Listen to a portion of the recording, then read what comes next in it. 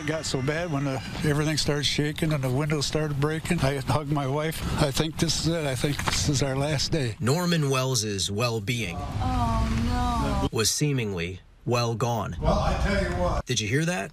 Here, listen again. It was right there, and there's a house. That's his voice as he was trapped inside of a house, surrounded by water, riding out Hurricane Ian on Fort Myers Beach. But here's the thing. It changed at the last second, right? Weren't you guys supposed to be here? Norman Wells and his wife, Linda, were not even supposed to be in that house. We were going to stay here in the clubhouse right here. They were supposed to be here at the Red Coconut RV Park. And then at the last minute, we says, well, we'll go to the beach house because we just put hurricane windows in there. And yeah, they would have gone to that beach house. But then the phone rang. At the last minute, my friend called me from down the road, Marty, and he says, Norm, go to my house because I know you'll be safe. It was rated for a Cat 5 hurricane. I just got to get these pictures. He did not know it then, but that phone call saved their lives because they were the last ones to leave the park. I watched the beach house that I was supposed to stay in float by down Estero Boulevard. There it goes. It's going to take out the... Come on, get. I met Norm 3 days after Hurricane Ian made landfall in the same living room where he watched his life flash before his eyes. Come on, jump. And now, so many happy years gone. Everything's gone. for the first time, This was my spot right here. I went back with Norm to the Red Coconut This was my front yard. This was my fountain. to see where his life once was. Right here was my kitchen. Your kitchen? Thing of stuff that I had setting, tools and different things. His mobile home, where he would have been riding out the storm, was thrown 200 feet in the distance. Wait a minute. Your motorhome, this was there? Yeah, with all the piled on it. The two front seats are left. Oh my Steering wheel. And the whole top half is gone. So what are we looking at here? And I even saw a stone fountain at the front of the complex that Wells, That I built with my bare hands. that he built with his bare hands. But I've got to hand it to him. Norm is as happy as can be because he still has My life, my wife, and that was it. What more do you need? Norman Wells does well with normalcy, like when his wife asks him to clean things up. He likes to stay positive and think that Hurricane Ian helped him Get rid of the that you've been wanting to get rid of for a long time. Yeah. My wife said, when are you going to clean this up? When are you going to straighten that up? Well, it happened. Well, it come to and it's gone. That hopefully won't change, but I had to ask him if he thought everything else he loved would change. What do you think Fort Myers Beach is going to look like in 5 years? I think it's going to be more towards the rich and famous. The cottage beaches, the good old folks. They're not going to be here anymore because they're not going to be able to afford to live. I'm not going to be able to afford to live here either. With price of stuff is how it's going to be, and what you have to do to rebuild if you had it. It's sad because it was such a wonderful place. It'll be in my heart for the rest of my life. Pirates. Usually, pirates are not role models. He was a giving guy. He'd do anything for you if he could. But Damon Utterback was the exception. He said, you have no worries as long as I'm your friend. He was very loyal to his friends, to a fault sometimes. Utterback was obsessed with the Pirates of the Caribbean movies. He's well known on the beach as the pirate guy. His costume was authentic. And he had his ring, and he had one of the swords, and he had, the sash. Out somewhere, and the women would be like, oh my God, it's Jack Sparrow. The costume is why they called him the Pirate of Fort Myers Beach, but his spirit is why he was loved. He actually loved to dress it like that, and he would hand out little gold coins to the kids. But gold coins, the sword, the boots, could not fight off Hurricane Ian. They said the water's starting to come up to their yard, but they're going to be all right. And that was kind of the last time anybody heard from him. As the storm surge rolled in, Utterback and his safety rolled through his best friend Mike Yost's mind. My buddy John said he was one of the last ones to talk to him. Said, let's go look for Damon. And when he didn't hear from Utterback after the storm, Mike knew something was wrong. So I said, I'm going to go check. And I went around the corner, and when I got there, the neighbor was out, and I said, where's Teresa and Damon? They said, Teresa's up here. He said, Damon didn't make it. And I said, well, where is he? And he pointed over to his house, and he was hanging out the window.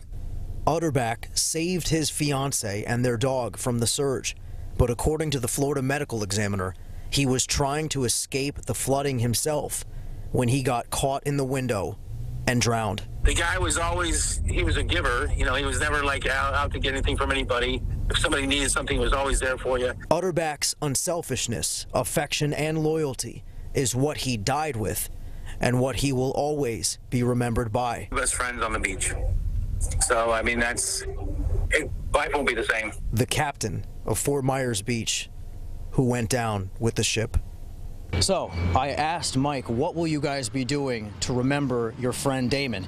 He said, we're going to continue dressing up like pirates and running after ships. Well, my producers told me to stay safe, so this is me staying safe. The people of San Carlos Island, they wanted some action, and the action is now here. Take a look at this crane picking up all this debris. Take a look at that. I mean, this is not an easy job. Then they got to focus on not hitting those power lines.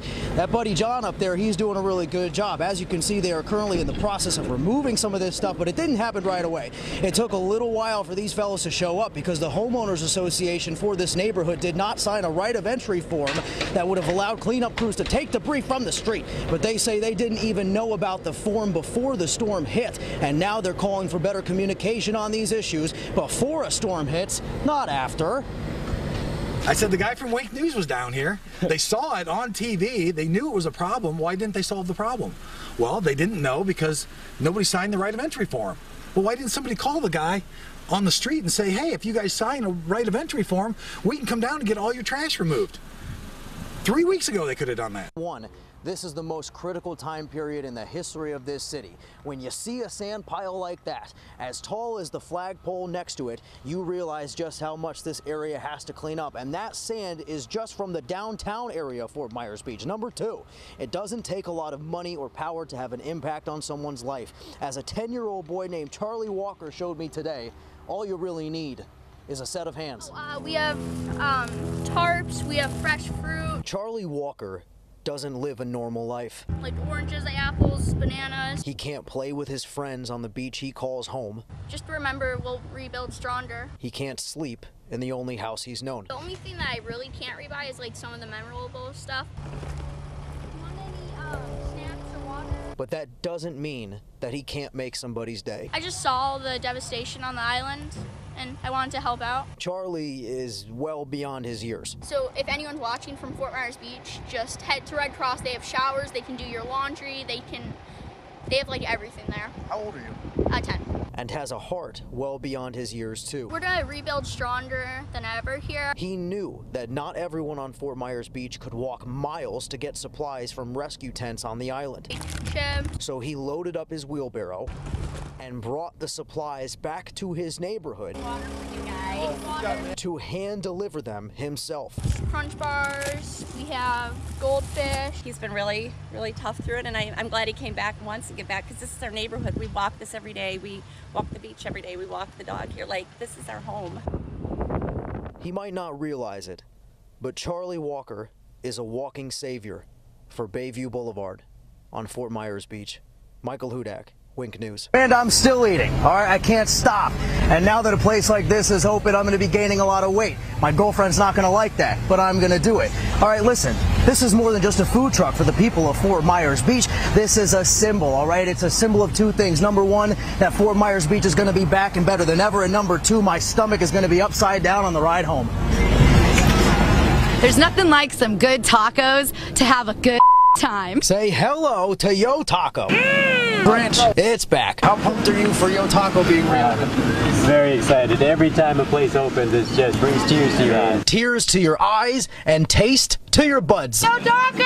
Has anyone ever had the Big Donkey Burrito? So yo, bet yourself I got some food. Something is telling me to get the Big Donkey Burrito. Guacamole, of course. The big question is hard shell or soft shell? Chicken tacos, hard shells. You gotta get the hard shell. Let me get chicken on it. They got chips, quesadilla, taco salad. For those of you that are watching your macros. You gotta get the extra pico. How about the taco salad? How's that? Okay, extra pico is necessary. What about the Big Donkey Burrito? Have you had that? I have not. This was the pico my day.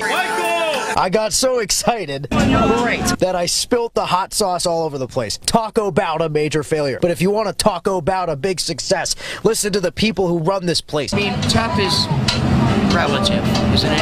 You know, I mean, it was tough for the first couple weeks. And we're getting it together, all right? For sure. Yeah, we're gonna do great. I've lived down here for a long time, so coming here, it's like a staple. Everybody knows this place. Yeah, it's pretty exciting. There's a good vibe going on, you know?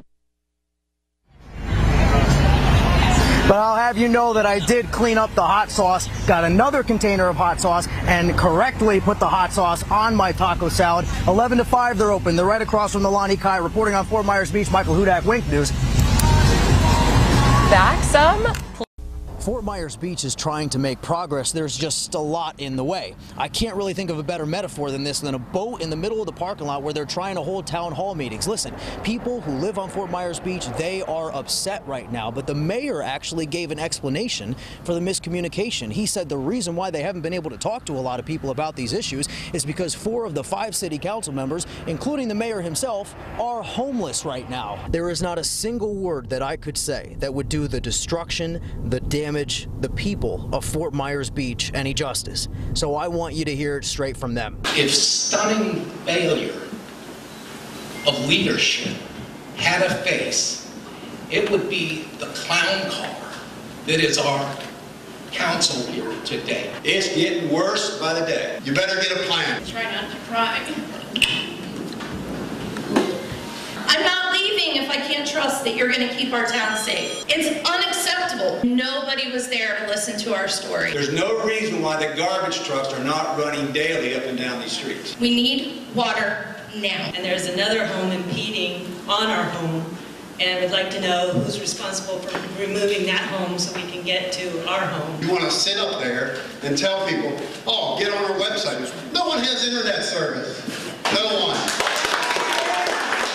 The council, as you can tell, did more listening than talking. But what they will try to talk about is a plan. They voted unanimously to retain the local state of emergency, which makes Fort Myers Beach eligible for FEMA funds. There is no word on when Fort Myers Beach will get running water, and the council deferred debris removal responsibility to Lee County. As for mail drop-off and garbage pickup, again, no word today. Fort Myers Beach is planning to have another town hall next Tuesday at 4 p.m. And when they announced that, someone from the back of the room shouted out loud, and I quote, "At this rate, you guys need a meeting every day." On Fort Myers Beach, Michael Hudak, Wink News. It's wild to think about rebuilding when recovery is the only re that I can think of, but I guess these people need a reason to be hopeful. This is the situation right now. This is Times Square, or what used to be Times Square. You've got that pile over there. This truck over here is actively hauling away more debris, but the goal is to bring the town back by Thanksgiving of 2023.